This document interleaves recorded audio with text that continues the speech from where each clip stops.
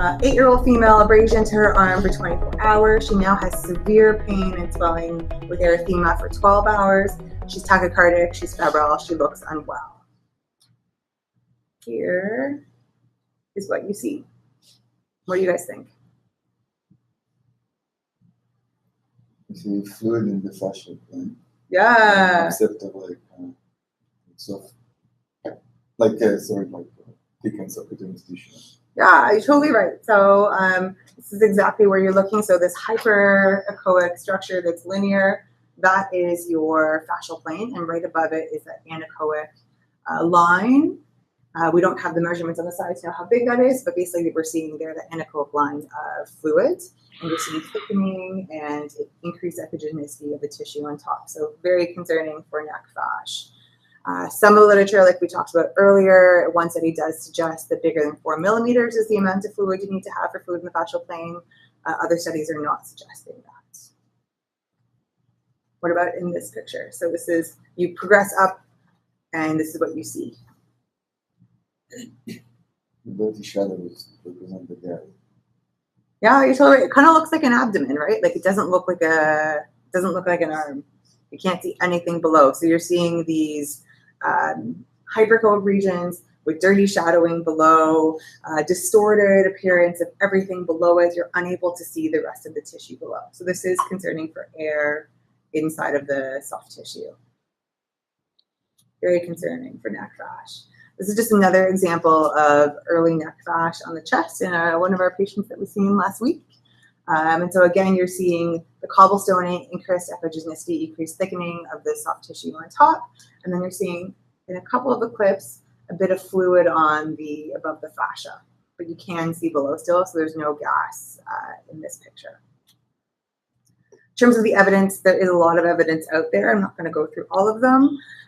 So Yen et al. In 2002 looked at the diagnostic accuracy of ultrasound for neck fascia. This was a prospective observational emergency department study with 62 patients who were suspected for neck fascia and 17 that actually did have confirmed neck fascia.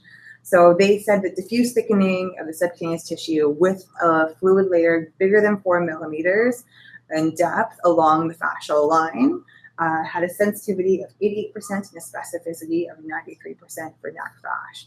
It is a small observational study, and only one doctor did perform these ultrasounds, so it's hard to know if this will play out, but I think it is a good starting place. Castleberg in 2014 had a case report of a 44-year-old female who had 3 days of groin swelling.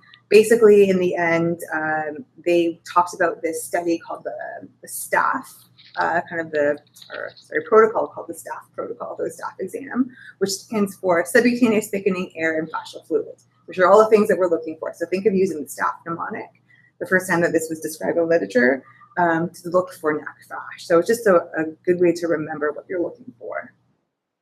Another case report by Curl in 2014 has a case report of an ultrasound that was positive for neck fascia, but the MRIs and CTs were negative, and this was actually confirmed by surgery. So it is possible ultrasound may pick them up, although at overall MRIs, the most sensitive, followed by CT and then ultrasound.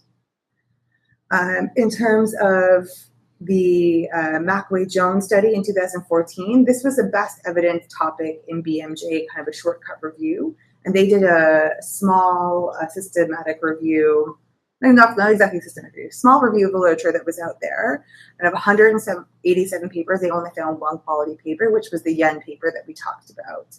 So basically they said there is some evidence for using ultrasound for neck fascia, but we need further studies to actually determine if this is going to play out or not as a good screening tool.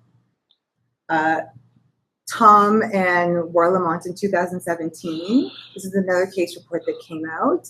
And basically the important message to take from this case report is they had one confirmed case of neck fascia, and they had another one that there was calcifications inside the tissue that mimicked neck fascia, mimicked the air in the soft tissue. And so they found the way that to discern the two from each other is if you have a calcification, you have this dark anechoic shadow posterior to the the hyperechoic band, versus when you have air, it's more of this hyperechoic band and then like dirty shadowing behind. So something to think of, less common in our pediatric patients, but something to think of, especially if they have complex or other conditions that might cause calcifications inside the tissue. So overall, tips and tricks, think of your staph exams, so your subcutaneous thickening, air, and fascial fluids, and ultrasound can't rule it out. So if you're thinking about it, think about getting your MRI or your CT. So in terms of the key pearls, consider your different types of scanning techniques. Scan the entire area in both your perpendicular planes. Make sure that you visualize all your borders. Make sure it's not a fistula. Look for your foreign bodies inside, and we talked about tips and tricks to find them.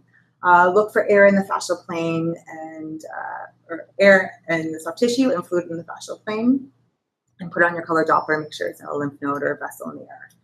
In terms of the evidence for soft tissue infections, there is improved clinical exam, and it does change your management when you POCUS. So definitely pick up the probe. In terms of foreign bodies, ultrasound is superior to X-ray for radiolucent foreign bodies, and it's also good for radio opaque foreign bodies, but it cannot rule them out. If you're concerned, send them off to the right channels. Ultrasound is good for neck fash. It's not the best test, so it cannot rule it out, but it definitely can help your clinical assessment. Any questions?